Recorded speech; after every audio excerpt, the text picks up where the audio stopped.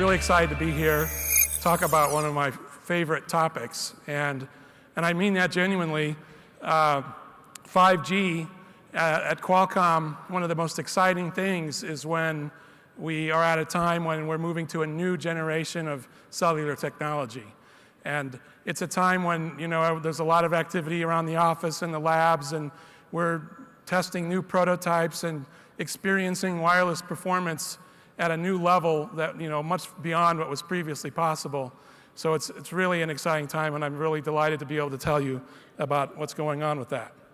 So I'm going to tell you, how we think about 5G, what it means, how we're getting there, and some very exciting use cases and where we're going with that, how we look at it.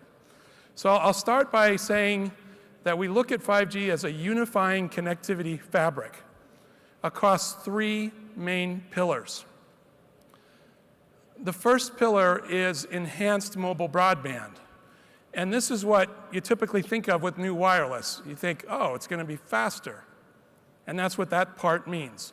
Higher throughputs, higher peak rates, more capacity, wider channels. I can download my stuff faster. I can watch higher quality videos. That's what we call enhanced mobile broadband. And that's, of course, one of the main pillars of 5G. But a big message is it's more than just that. There's these other two very important. The next one is massive IoT, things that are not necessarily phones, though they can still be mobile devices, in huge numbers. And they can span a spectrum of options from very complex devices down to very low cost, reduced modes, long battery life, and we're going to talk a little bit about that in enormous numbers to provide connectivity in new ways. And the third pillar is mission-critical services. This is services that are highly reliable, highly secure. They may have very low latency. They can be requested when they're needed, and then the resource can be reclaimed back to the network when they're not. And that is going to usher in a whole collection of new services. And one of the exciting parts about 5G, in contrast, actually, is the great level of industry participation in the creation of it. It's an unprecedented level from a lot of different partners. But the path to 5G goes through 4G and LTE. That's the foundation. And look at all the things that we've done to 4G over, say, the past 10 years. We've added higher modulation indexes. We've added multicast, device to device, vehicle to vehicle. We've added MIMO. We've added carrier aggregation. We've added the ability to go to operate on licensed and unlicensed spectrum. And we've defined performance in products up to gigabit. And so that's blazing the trail for 5G. It gets us ready for the use cases that will happen. It allows us to learn many of the lessons that we'll need to learn in order to bring 5G to reality. An example is the new X16 modem, which we've already demonstrated, and it can offer up to a gigabit with LTE today. It can also use both licensed and unlicensed spectrum. So that's a precursor. Similarly, IoT has improved significantly, still within the 4G construct, even before we get to 5G. We've got definitions that have reduced complexity, meaning fewer modes, fewer bands, so the RF can be lower cost, lower power, so that you can have a device that may run for years on, say, 2 AA batteries, deeper coverage, longer link budget, so they can go indoors, upstairs, downstairs, that kind of thing, and higher node density. And that means that you can have a large number of devices, and we're not using the signaling constructs that were originally designed for a 3-minute voice call. We're using much more efficient, grantless type access methods, so huge numbers of devices can be in a sector, sending data occasionally, and not provide a lot of load on the network. But those are devices that are very simple and low cost, and they're great. I mean, they're going to be billions, tens, maybe even hundreds of billions of them. There are also forms of IoT that are much higher end. And one of those, an excellent example, is UAS. or drones.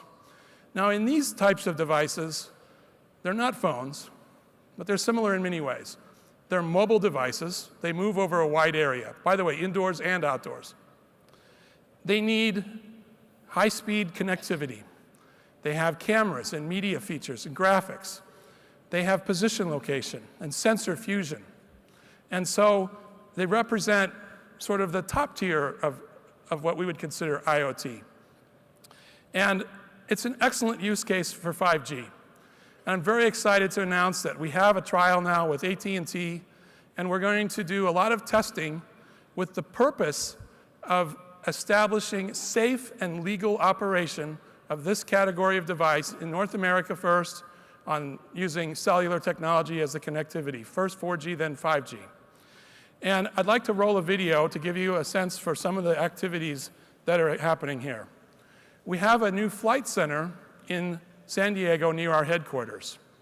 Now, you've seen flight centers before, and you might think this is nothing new. But this one is a little bit special. Miramax Tower, 5775 Delta. So what you're seeing here is a flight center that it's at our company headquarters, but it's also just a couple miles from a military airport. So we're actually operating in Class Bravo airspace, one of the most restrictive types of airspace, in constant cooperation and connection with air traffic control. And you're seeing the drone taking off. It's going to fly with a continual LTE connection, and it's going to fly over and land on the roof of our company headquarters in San Diego. And while it's doing that, you're seeing some data from the logs that shows how many base stations it's seeing. In a moment, you'll see the handoff performance. And we had, and are having, by the way, excellent results with this. We've done many hundreds of test flights now and are measuring the vertical coverage and performance of cellular networks. Again, this is in complete, constant communication with air traffic control. The FAA has been wonderfully helpful to us. We're trying to actually work within their system and not, go against it, which sometimes you read about in this space. And it's really very exciting.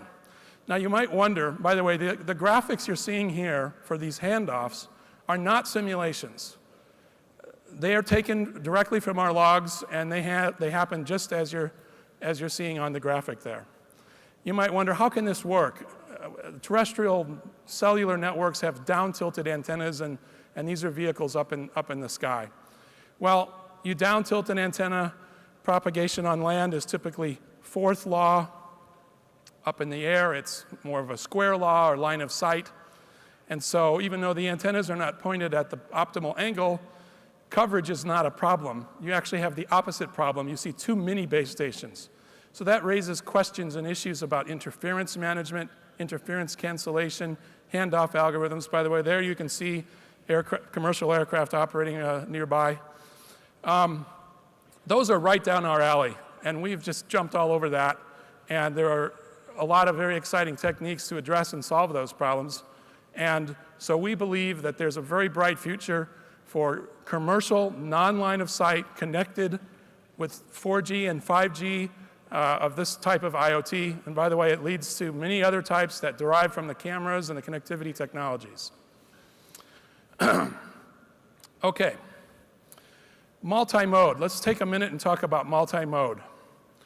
As much as we would like it, 5G is not going to arrive all at once in one day everywhere. It's going to come in phases, particularly for mobile. So, like 4G before it, the devices need to be multi-mode. Now, we've done this before. It's a little bit more complex now. We've got 5G with two different bands. What I mean by that is millimeter wave and traditional sub-6 gigahertz. And then, of course, you got 4G and 3G, and then Wi-Fi. But not only do we need to support all these modes, and not only do we need to hand off between them, more than ever, we need to operate them concurrently. And so that's an emphasis of our technology and product design, is to be able to handle those cases as well. And again, because it all doesn't come in one day, you want to have these kind of capabilities in your device early on. Okay, so I've talked to you about what's leading up to 5G, some of the things we've done to 4G. But when we actually get around to designing 5G NR, that's the name, new radio, how do we do that? How do we approach that? Again, we want to support diverse services, everything from drones to tablets to vehicles to medical devices and smart cities. We want to support diverse deployments, macro, small cells, everything in between. We want to support diverse spectrum, different regulatory paradigms, licensed, unlicensed, shared. There's all kinds of variants now coming. We want to support all those. And we build that on an OFDM-based waveform design. In that respect, it's the same as 4G. However, when 4G physical layer and radio design was first sort of captured, written down, it was in the early 2000s. And although we're still using the OFDMA family of modulation, parameters like tone spacing and prefix length and channel width, those are all optimized and are made to be very, very modern. I want to touch a little bit more on the spectrum types. There's a lot of technology involved in spanning all these different bands and all these different paradigms, and it's our goal to make 5G support all of the different types. In fact, right now, 70% of the spectrum that's been released by FCC for millimeter wave is actually unlicensed. So there's many different use cases all the way up and down the band for both types, and we want to cover them both. Okay, now this is where we get to what are we going to really do with all this stuff? And what's going to actually happen in the time frame of 5G? Look at this picture. You've all seen it before. It's large numbers of people all using phones. If you go to an airport and you look at people waiting at a terminal, they're all doing this. If you look at a bus stop, everyone's doing this. You look at people walking down the city street, everyone's doing this. How did this happen? And you know, it wasn't always like this. There was a time when it was not like this. In fact, if you back up, before this, it was voice service. And cellular voice, when digital cellular voice came, it was something that was on the order of 3-4 kilobits per second, average, you know, in both directions. And the phone was, you looked at the phone in that era, and the display was very small, maybe just a line or two, and a lot of the area on the front of the phone was dedicated to the audio components, a big microphone and speaker cups. And cellular service was basically ear service. It was for your ears. You would listen, talk, and people walk around like this. And then things improved. We improved the wireless technology. Of course, display technology, and many things improved. And that enabled data service, which is iService, and that caused the screen to expand to basically take up all the real estate. And so then you have people looking at their phones. And imagine how far we've come. An LTE phone of today that can do a gigabit per second represents 300,000 voice calls in one phone. That's enough for a mid-sized city. You know, if you have 1 million people and you have 300,000 voice circuits, that's way more than enough, actually, in one phone. And when we get to 5G with multiple gigabits per second per user, then we're going to be talking about, you know, 1 million voice calls equivalent per phone. So that's what's actually happening. And the arrival of 4G, which, by the way, again, it was written down in the early 2000s, before the main arrival of the smartphone revolution, before the iPhone was first released, and it carried and enabled that revolution. So 5G is going to have this kind of effect too. Now, 5G is going to start in the next few years, 2018, 19, we'll talk a bit about that. It's going to go for 15 years. It's going to go to like 2035. Now, in between the launch of it and 2035, there will be a moment in time in that span where the PC will be 50 years old. And the smartphone, as we know it today, will be 30 years old. And so if it's 2035 and I show you this picture, what are you going to say? Are you going to say, oh, that's a picture? Or are you going to say, oh, yeah, I remember back in 2016 when it was like that? So what is actually going to happen? Well, these form factors that we have today will certainly continue to exist. But new ones are now possible that were never possible before. And one of those is incredibly advanced head-mounted displays. We're seeing it already, of course. We all know the trends that are happening with virtual reality and AR. And we know, maybe many of us have used them, and they're incredible, and they're improving rapidly. But what we really want is still just a little bit beyond today's state of the art. If you look at an HD or 4K screen, like I'm looking at these screens here, they're beautiful screens, but they're only part of my field of view. If I want my whole field of view, I need more than that. I want low latency. I want better battery life. I need augmented. And by the way, the architecture of all these wireless data services that we've made for years is such that we've clipped the cord at the network connection. So if you think of a traditional PC or a phone with a display on one side and a modem on the other side, we've put the air interface where the network connection is. We've clipped the Ethernet. We didn't clip the connection to the display. We didn't clip the HDMI cord, because if we did that, it would take gigabits per second at low latency to make it work. But what if that was now possible? Now I can move functions that were on one side of the link to the other with incredible result. So just possibly in the time frame of 5G, in the category and the pillar of mobile broadband, we might see devices more like this one, which will now be possible. Same thing for IoT. So I talked about the advancements that we've already done in 4G. Now those are very good, but they are constrained to be compatible, and with 5G we can start with a little bit more of a clean sheet of paper. So we can use the most recent techniques, the most recent RF designs, and really nail that super low cost, super compatible type of device with advanced signaling. So again, we can have huge numbers of them in the sector and not provide a lot of background load. Finally, in the mission critical case, there's a picture of a firefighter here with a drone, and if you read the news, that today is a problem. There's a fire or a brush fire or an emergency, and people come out with their hobbyists and they fly around, and it's bad. But in the future, with the kind of connectivity that I've described, working with FAA, providing connectivity that's reliable, an operator can use network slicing to allocate the kind of service that's needed in this environment to make this technology able to help the first responder and the firefighter, and keep the other ones away until the situation is passed, and then reclaim their resource to go back to normal. So that's a really good IoT, high-performance 5G type use case. All right, so I've shown you these slides and stuff. I want to make sure that I explain it's not just slides. We've been working on this for years. In fact, we never stop after 4G or 3G. We just keep going. And there's some actual photographs on this slide of, the thing on the left is our sub-6 gigahertz prototype. In the middle is a photograph of our millimeter wave RF ASIC. On the right is the millimeter wave prototype device that, by the way, we're testing that indoors, outdoors. We're testing it for fixed. We're testing it for mobile. So there's actually a lot going on.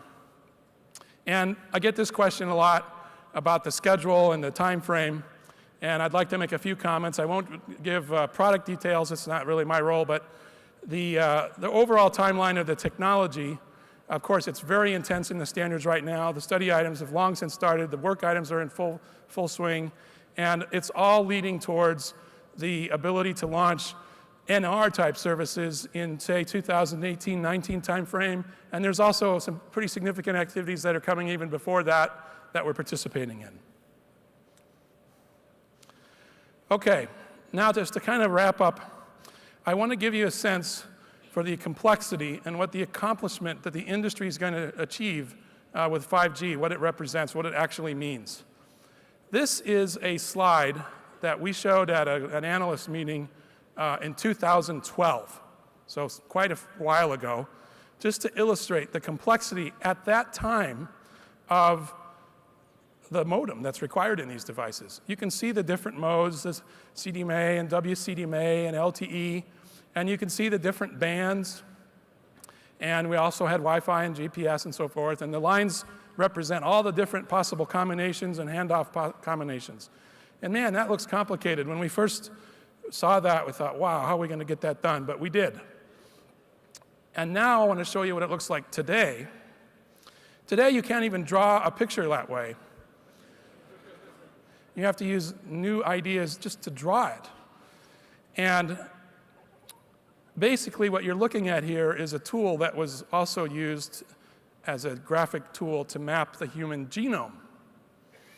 And you can see, go ahead and roll the video clip, please. You can get a sense around the rim of that diagram are modem features, over 2,000 modem features. And every one of those is commercially tested. And 3/4 of them have a counterpart in the network.